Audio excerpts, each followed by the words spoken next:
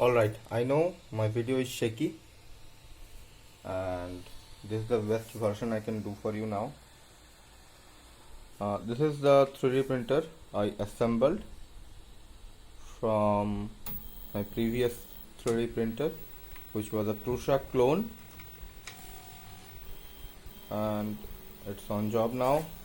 It's under construction till now.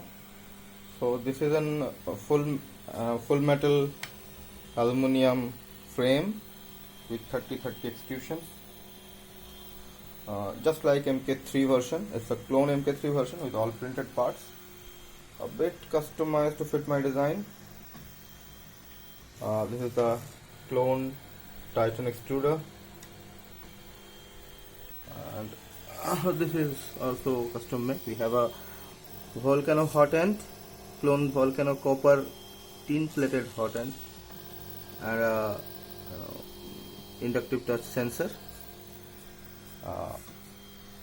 We do have a SKR 1.3 main board 32-bit, and we have TMC 2208 for X and Y axes, and DRV 8825 for other two axes. We are using PETG filament for prints. This is a very good one, printed last night, and it's a little bit of string, but it's okay.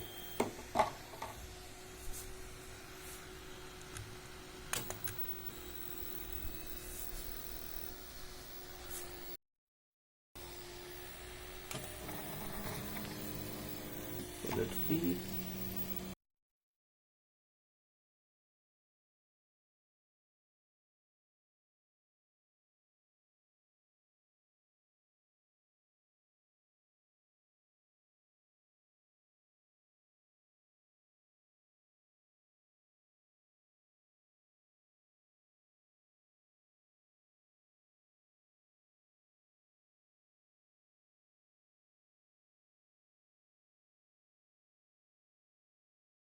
What am I talking about today is, this is a separate power supply unit, designed for this 3D printer. Basically we are using one ATX power supply and another SMPS based power supply. It's 24 volt, and the ATX power supply can provide us 12 volts, 3.3 volt and 5 volt, in which 12 volt is then boosted up by the